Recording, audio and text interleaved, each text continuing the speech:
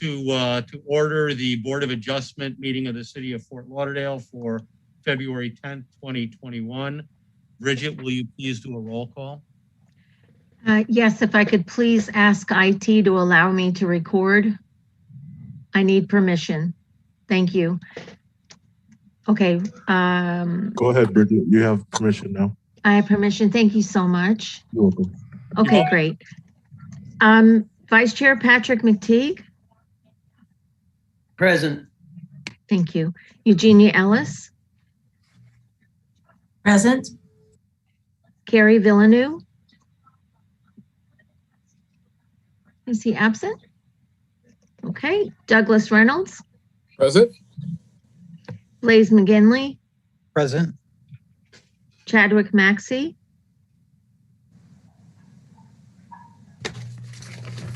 Absent. Alternate Chip Falkinger. Present. Alternate Shelley Eichner. Present. Alternate Mike Lambrechts. Present. Thank you. And Chair Howard Nelson. Present, and Chadwick Maxey is now in, so we can mark him as present as well. Great, thank you. All right. So There we go. Mr. Maxey, would you like to lead us in the Pledge of Allegiance? I pledge allegiance to the flag of the United States of America. To the flag. To the flag of the United States of America. And to the republic which stands one nation under God, liberty and justice for all. Thank you very much. Might be a little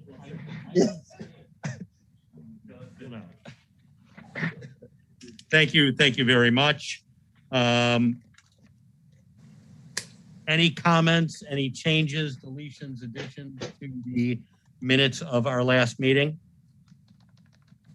Hearing none, I'll entertain a motion to approve the minutes.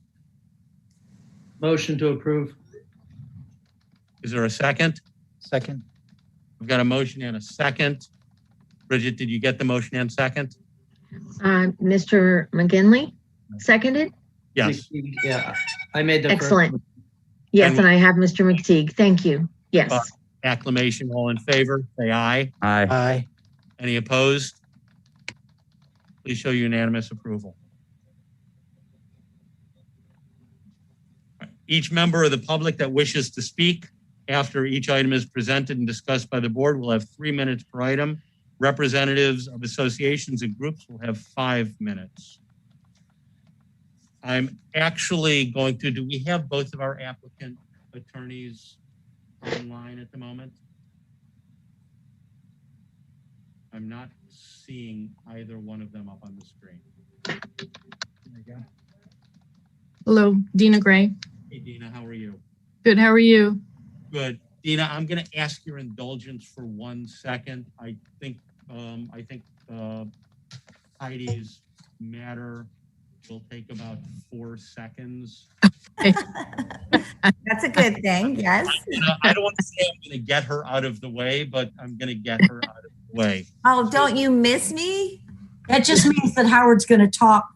That's why it's going to take. I'm not going to talk at all because I don't think there's a lot of talk.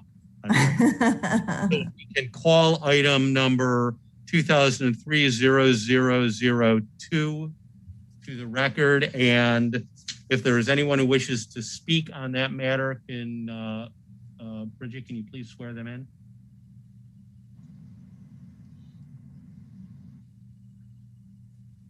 We can't hear you, Bridget. Is there anybody that is going to be speaking on this item? Like, let's just do it. Yes. Do you swear or affirm that the testimony you gave this evening will be the truth and nothing but the truth? Yes. Okay, thank you very much. All right, before we start, let's do disclosures. Let me start with Mr. McGinley to my right. None. Okay, Mr. Maxey to my left. None. And I have none. And then let's go through the online. Mr. McTeague. None. Ms. Ellis. I have none. Mr. Reynolds. None. Are the alternates staying with us? We don't, Carrie's not here, is he? Okay. Ms. Eichner. None. Okay, Mr. Falkinger, None. is Mr. Lambrix with us? Yes. I'm here and no disclosures. Okay, Ms. Davis, it is all yours. Good evening, board members, and it's so good to see everybody. Hope you guys are all doing well. We came before you. I represent Public Supermarkets, and this is for a request for an extension of the variance that was issued when we came before your board in September. We're requesting an additional 180 days, and we just wanted to let you know the time frame. We had to go and have the variances approved first. We went in September, we went to Planning and Zoning Board in October. We went to City Commission in November. We are actually in for final DRC right now, but one of the conditions on the final DRC is that this random parking easement that had 6 parking spaces on this property has to be removed. So next week at Planning and Zoning Board, the parking reduction is going to be heard by the Planning and Zoning Board. Then we could get final DRC, and then within a month we are doing demo permits, and the architects and the engineers are already doing their building set plans. So we'll be in for a permit probably within the next month or 2 months. So we just need the additional 180 days right now to request this extension for the variance. Very good. Any questions of the board for Ms. Davis? Okay, are there any members of the public who are signed up to speak?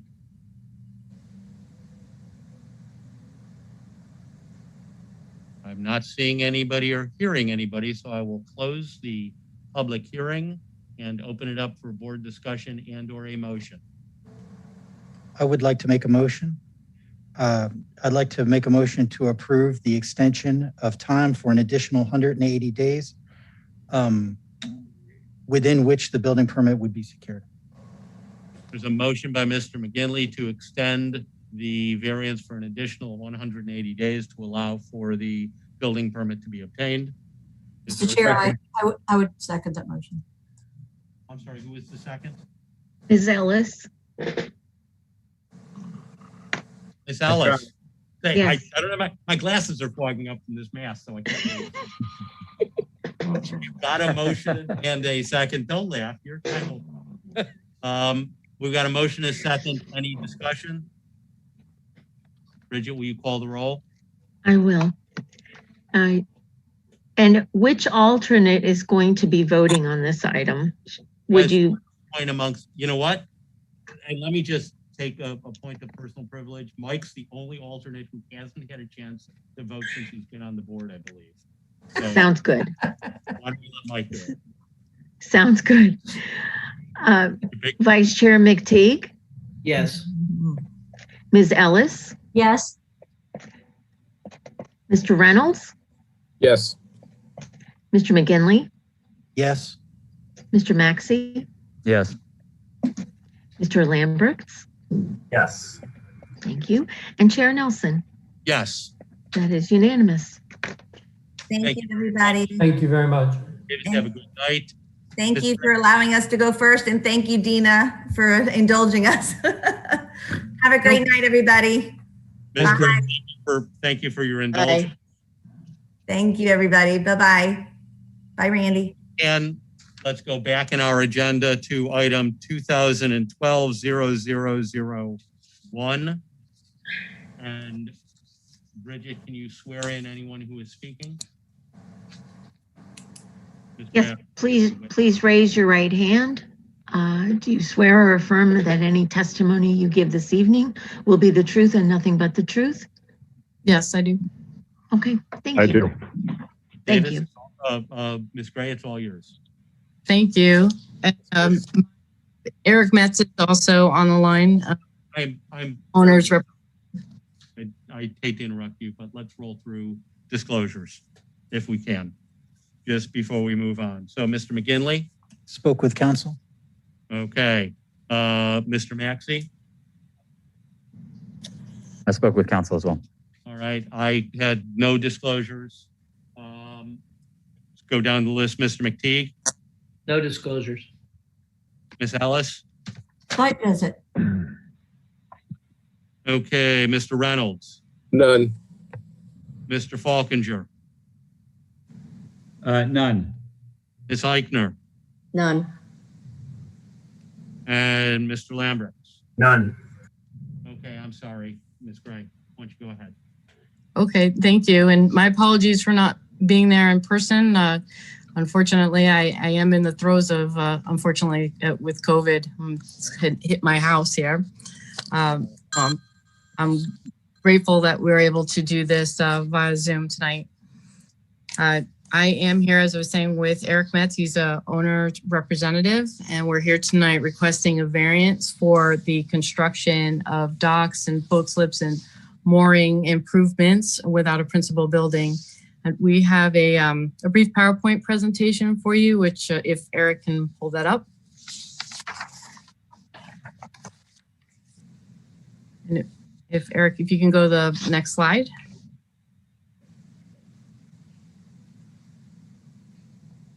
Okay, so here we have an overall vicinity aerial maps that show you where the project site is. Towards the center of the screen, you can see where the property is outlined in blue, and the property is just south of 595 and State Road 84, west of I-95, and east of the Turnpike. Eric, if you go to the next slide. We have another aerial view for you. The property is vacant, and the overall site plan includes the parcel there in Fort Lauderdale that's outlined in blue, and then the contiguous lot to the south is also part of the overall development project, and that is in the city of Dania Beach, which I'll explain a little bit later as we go on. Eric, if you go to the next slide, this is just another view so that you can just see another aspect of the property. Eric, you want to go to the next slide? Okay, so just to give you a real quick brief background about U.S. Crane and Rigging, they are the contract purchaser of the property, and they are one of the largest, if not the largest, crane precast operators in New York. They have a large-scale. They are a large-scale producer of precast concrete. They have a production facility up in Kingston, New York, which is 375,000 square feet. They offer a wide variety of services: warehousing, high-rise crane and rigging operations, crane and vehicle storage. And the slides, or the pictures that you see on this slide, are actually U.S. Crane photos. So we didn't select like arbitrary pictures. These are actually their photos of their cranes up in New York City. They are a family-owned business. They have 20 years of experience, and they're looking for a Southeast headquarters. So now, before coming here tonight, we had submitted an application to plat the property, and that has been approved by the city of Fort Lauderdale and also the city of Dania Beach. We are now in the process with the county for the county approval. We also submitted an application for rezoning of the Fort Lauderdale parcel, because that parcel was still zoned county. It was county M3, which is their intense manufacturing zoning district. So we rezoned it so that it's city industrial zoning. We also has submitted a site plan application, which was approved with the city of Dania Beach for 115,000 square foot industrial building. So now that's been approved by the city, and I'll show you that on. I'm not the alternate, but I'm not going to Okay. And now we're here tonight for the variance for the construction of docks and mooring improvements without a principal building, which I'll explain better on the next slide. If you go to the next slide, Eric. Okay, so now this slide will give you a better look of the parcel that we're talking about. The green and the blue that you see there, that is land, and it's bisected by an access road.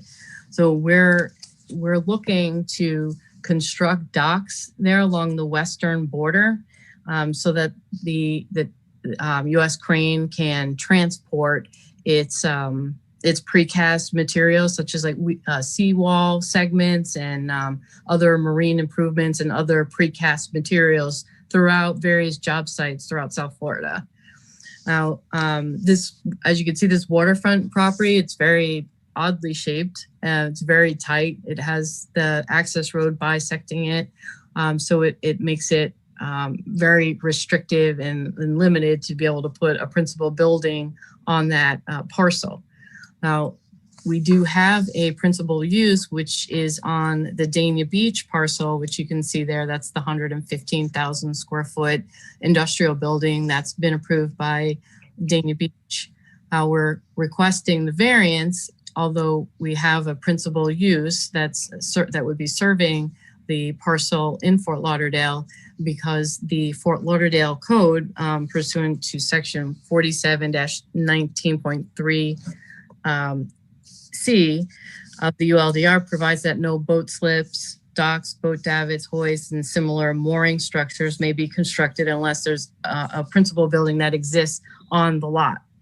And we are also asking for a variance from section 47-19.1.1 of the ULDR, which prohibits starting the construction of an accessory structure prior to the construction of a principal building. So there wouldn't be a principal building on that Fort Lauderdale portion, although there would be the principal building on the Dania Beach parcel.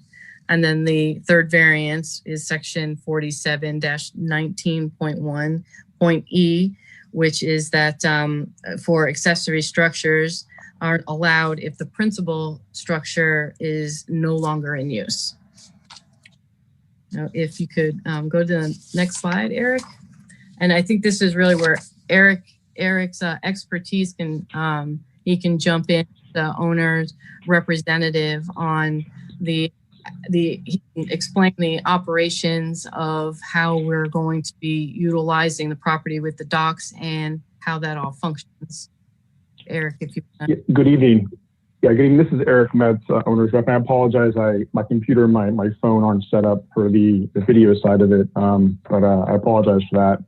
But I think what you can see here on the screen is a couple of things. I'm going to move my cursor. I hope everybody can see this. But this is really the chunk of the site that we're talking about tonight. And the site has a couple of unique features.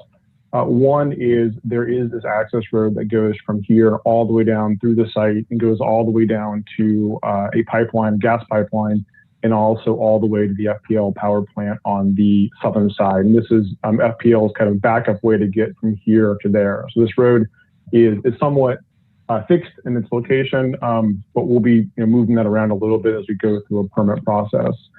In addition to that, this site is bisected by an FPL canal. This is the discharge canal for what a lot of folks call the FPL lake. It's that massive, I think it's about 120, 150 acre lake that's out here. That is the recipient of warm water from the discharge canal that goes from here and then out to the intercoastal and to the New River.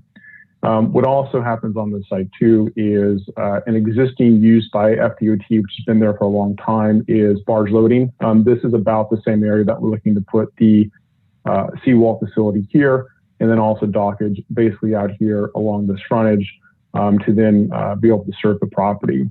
And what the principal use that Dina mentioned is it's a 115,000 square foot facility that is really custom built for what U.S. Crane and their subsidiary company, Urban Precast, does, which is they make basically precast materials. The industry term for it is tiles, but it's really different types of concrete extrusions.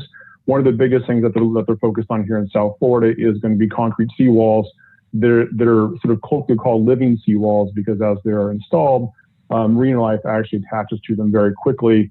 Rather than it just being like a sheet pile that takes a long time to get any sort of growth onto it. So it promotes sort of that resilient environmental benefit.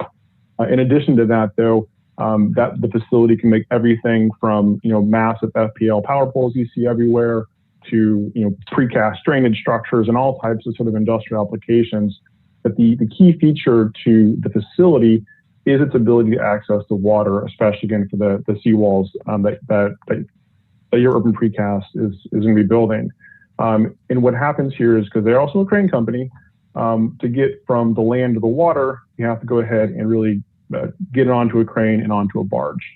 The material is extremely heavy stuff. It's not light by any means.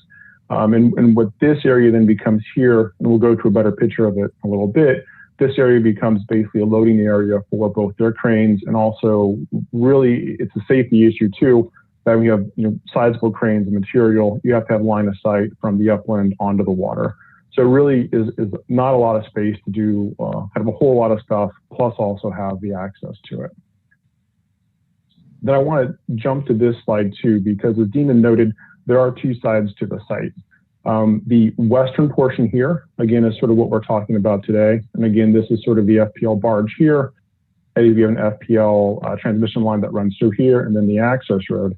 On the eastern side of the site, unbeknownst to both us and actually the owner of the property, as we were going through due diligence, we came across an issue that this has a old environmental issue here that was supposed to have been closed by FDEP, but unfortunately was not. So we've now been spending the last 9 months, and we think we have a lot more months ahead of us to come to a closure with FDEP, and then subsequent to that through Broward County to actually go ahead and take care of the site remediation. But we don't know the exact timing of when that's going to happen or all the details. We're in the, I would call the last 2 to 3 months of testing on the site to have our samples taken care of. But then with FDEP's process, plus COVID, plus everything else, it's taken, I would say, longer than usual to get to the bottom of it. But again, it was not known to us or the current owner that there was an environmental problem with the property. But again, you can also see the FPL canal in better context here of how it comes through the site. And it really is kind of two different features. And then just a little bit more detail, zooming in just a little bit, the orientation, sort of the same as the prior aerial. You can kind of see better what we're talking about doing. This area in red is sort of our loading area and staging area. And again, the types of cranes that are go here are substantial. I mean, they're the big monster, 8, 10, 12, 16 tire cranes that get put out with outriggers and load equipment into the water here onto a barge, and from the barge off they go. Again, sort of what also happens on the site as we go through all the permitting process is we will have a obligation to handle all of our stormwater on site here. And what this blue is showing you is what we're going to need to actually accommodate all the runoff from the entire site into a basin to go ahead and capture it. And then the light blue you see here is basically lake bank or sloping down dirt. And that's something that we won't be able to use. Plus the roadway, and then plus the loading, and plus what we're protecting here for the natural and native vegetation. There's not a whole heck of a lot of room left. So Dina, I'll give it back to you. Thank you. Well, I think Eric, you really did well there with all the details, and we can, if you would like to go into all of the variance criteria, I'm happy to do that, or we're here to answer your questions. I for one, would like you to go into the variance criteria, and then I do have a couple of questions for you. Okay. So Eric, if you could go to, we have, okay. So on this first slide, excuse me, regarding the special conditions for the variance request is, as you could see from the property, that there is it's a very narrow property, and it's very challenging to be able to put a principal building on that property. And also with the, excuse me, with the access road that bisects the property, it makes it very challenging to be able to, and limited to be able to have a principal building there. Also, the access road is also a driveway to provide vehicular access, including police, fire, FPL, Tico Gas, and other utility providers. And Eric, if you go to the next slide. I'm sorry, I need a drink of water. My apologies, the COVID's not fun. So now the next one was about special circumstances that that create special conditions that are particular to this property. And as Eric was mentioning, there are issues in as far as like drainage, the drainage canal that discharges most of the waterway from FP&L's Cooling Lake into the New River, which is under 595 and State Road 84. There's historical dredging, and there are issues in terms of environmental issues that, as Eric was explaining, that still need to be addressed and create a situation where it really isn't anyone's fault, so to speak. It's an issue that needs to be handled and closed out. And it seems, and I haven't been involved in the environmental aspect of it. Specific questions on that I think would be better for Eric to answer. But there are matters that need to be addressed and closed out on the environmental side, or in order to be able to have any improvements on the other person. Eric, if you can go to. Ms. Gray, if I can, let me ask you one or two questions. Sure. Because in my mind, Mm-hmm. this is a pretty typical scenario. You've got a platted piece of property that have two subparcels, a parcel A and a parcel B, that normally, if your principal structure was just on one of the two parcels, the city would just ask you to either do a unity of title or a declaration in unity of title so that you could have your accessory uses on one side and your principal structure on the other side. Your Right. circumstance is that your two parcels happen to be in two different cities. Exactly.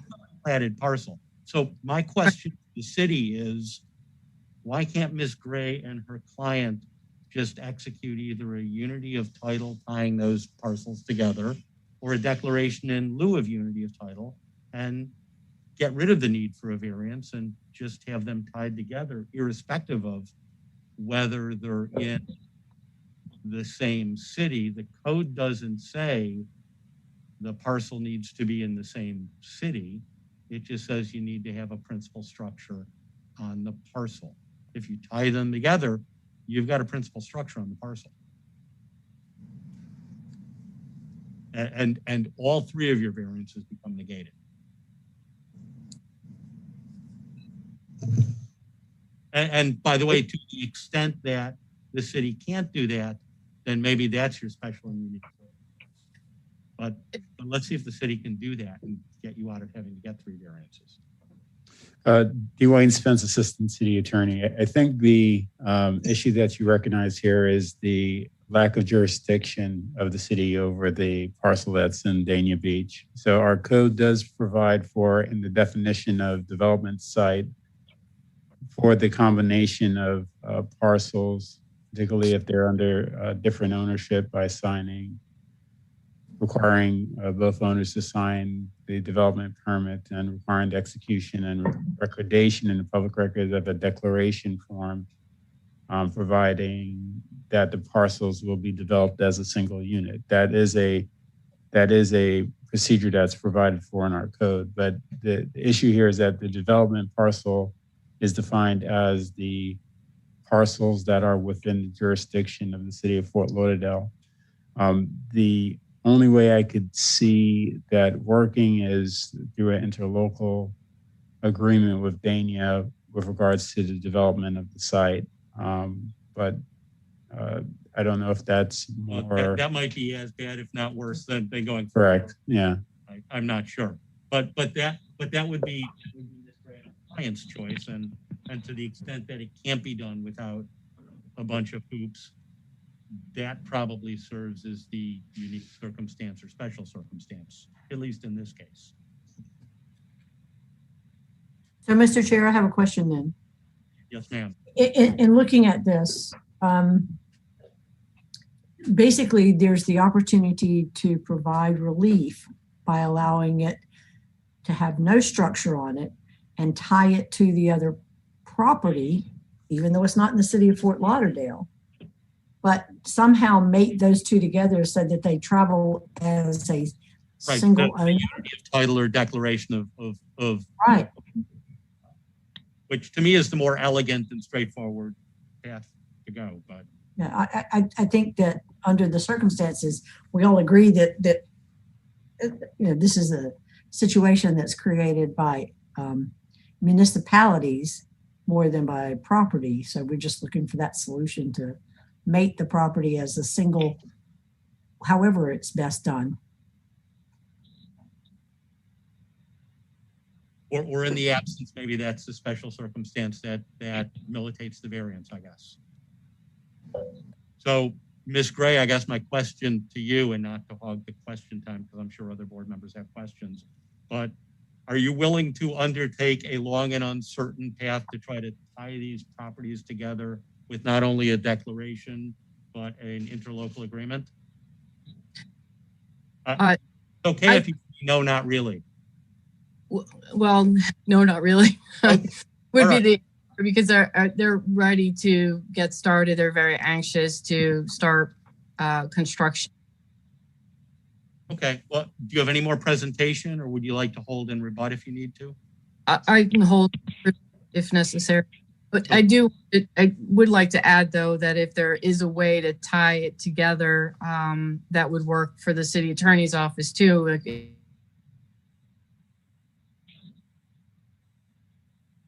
I'm not seeing anybody from staff jumping up and saying, yeah, let's do this.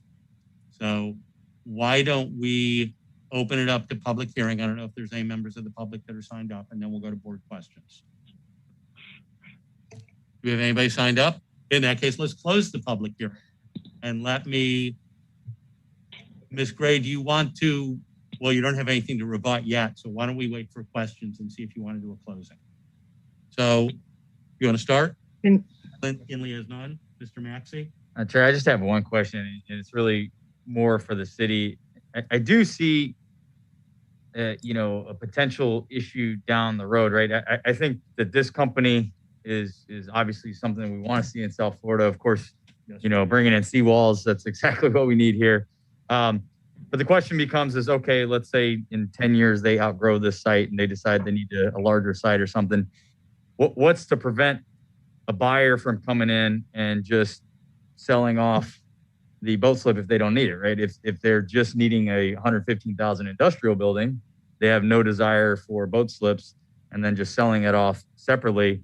I'm wary of making a decision today that stands into perpetuity instead of just for this particular company or this particular case until it's either bought or sold or replatted to do something else. I don't know the answer to that. That's why the unity of title would be a great answer, because it would disassociate that approval upon the breaking of. Right. Well, and recognizing the hardship, I think in the order that the board may consider tonight, that they can require such a declaration to be associated with this project to ensure that as a condition of the variance. Dina, are you Since that's the familiar hardship. with the declaration in lieu of unity of title? Yeah, yes, the declaration in lieu of the unity of title is acceptable. We can do that. Is acceptable? Okay, very good. There we go. Why don't we run down the list? Mr. McTeague? Chair. No further questions, sorry. Got it. Ms. Chair Ellis? No further questions, thank you. Mr. Reynolds? None. Who from the alternates is taking this one? Who do we still have left? I'm here. Chip? I'm here. No further questions. Any questions? Nope. Okay. Chair Nelson. Do you have any, I'm sorry? So we just received a speaker card for public comment for a Mike Guy's Okay, son. let's reopen the public hearing. Oh, Mike. Mr. Chair, Mike is with our team. He's our civil engineer. Okay. Oh, okay. So, sir, Eric, do you need him? No. He was on for, I think they logged on to Zoom, so no, we're good. Right, if you have questions. Thank you. Ms. Gray, do you have any closing? No. In that case, I'll look for a motion. I'll look to my left for a motion. I make a motion to approve the variance with the condition of a declaration in lieu of title, unity of title. Excuse me. The proper declaration in lieu of unity of Correct. title. Is there a second to that motion? Second. Seconded by Mr. McGinley. Any discussion before we vote? If not, Bridget, can you call the roll? I sure can. Thank you. Ms. Ellis, Yes. Mr. Reynolds, Yes. Mr. McGinley, Yes. Mr. Massey, Yes. Mr. Falkinger, Yes. Vice Chair McTeague, Yes. and Chair Nelson. Yes. Thank you very It's much. unanimous. Thank you. Thank you very much. Feel better. Thank you. I'm going to sleep now. Okay. Any communication to the city commission? Do we have anything, any update on the fence site issue? Well, Chair, I think I gave it in the last meeting. We are still working towards it. The city commission wants to add some other stuff to it. It's going to be a few months before, we are working towards it, and I think it's going to take some time. Perfect. Thank you. So, Mr. Chair, Mohammed, could we see that before it goes to the commission? Mohammed, did you hear that? Yes, I will bring it to the higher authorities. Usually, I know, we can bring it back. I'll ask the planner to come in to see if they can give you feedback, whoever is working with. That'd be good. I love it when planners explain stuff. All right. Anything for good of the city? In that case, I'll look for a motion to adjourn. So moved. So moved. Have a good night, everyone. Night.